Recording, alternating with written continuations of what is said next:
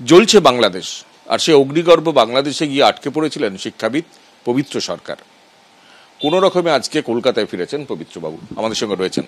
কি অভিজ্ঞতা বাংলাদেশের? মানে এমনিতে তো যা করতে গিয়েছিলাম কিছুই হয়নি। সেলিম আল দিনের ৭৫ বছরের জন্মদিন, সেটা বাতিল হলো, আর অনেক কিছু বাতিল হয়ে গেল। তা আমি যেদিন গেলাম সেদিন দেখলাম যে প্রচুর লোক মাথায় মোটর বাইকের হেলমেট পরা আর হাতে বিশাল বিশাল বাঁশের ডান্ডা, সেইগুলো নিয়ে রাস্তায় ভিড় করছে, রাস্তায় মিছিল করে হাঁটছে একসঙ্গে। এবং এরা কারা আমি জানি না। ছাত্রদের হাত থেকে আন্দোলনটা ছিনতাই করে নিল এরা। আমার ধারণা এরা হচ্ছে বিরোধী পক্ষের, বেশিরভাগই বিরোধী পক্ষের লোকজন, কিন্তু তাদের মোকাবেলা করবার জন্যে শাসক দলের লোক ছিল না, এটাও আমি বলতে পারবো না।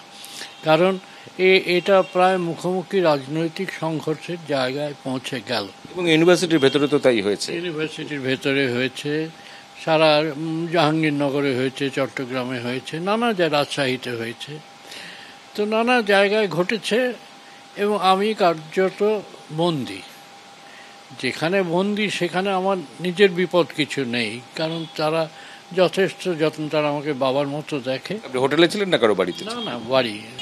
তো সেখানে বন্দী আমি, কিন্তু আমি আওয়াজ শুনছি, রাস্তায় গুলির আওয়াজ শুনছি, চেঁচামেচি শুনছি, পুলিশ সাইরেন বাজিয়ে হুটার বাজিয়ে পুলিশের গাড়ি চলে যাচ্ছে, আকাশে হেলিকপ্টারের আওয়াজ শুনছি, একটা প্রায় দাঙ্গার অবস্থা। কালকেই তো রায়টা হলো, সবাই জানে কি রায় হলো। আগে মানে কোটা ছিল ৫৬%, এখন কোটা হয়েছে ৭%। কেমন? বাকি সব মেধাতে হবে। ছাত্রদের যে দাবি ছিল সে ছাত্রদের দাবিটা পূরণ হয়েছে। সরকার এটা নিয়ে নোটিফিকেশন দিলে আমার মনে হয় ছাত্রদের আন্দোলনটা থেমে যাবে। ইন্টারনেট বা ফোন পরিষেবা প্রায় অচল। হোয়াটসঅ্যাপ, তার ফলে হোয়াটসঅ্যাপ বন্ধ।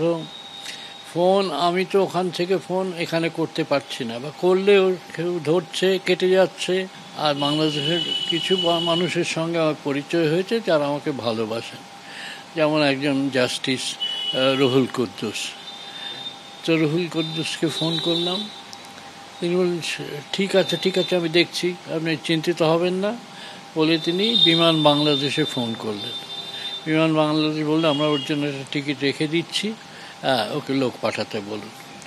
তারপরে আরেকজন প্রধানমন্ত্রীর উপদেষ্টা কবি কামাল নাসির চৌধুরী, তাকেও জানালাম ব্যাপারটা। কামাল নাসিরও বলল ঠিক আছে আমি দেখছি ব্যাপারটা। ফলে এই দুজনের মানে সহায়তায় আমাকে একটা প্রায়োরিটি টিকিট যাকে বলে সেইটাই বিমান বাংলাদেশ আমাকে এটা করে দিল একদিন এগিয়ে।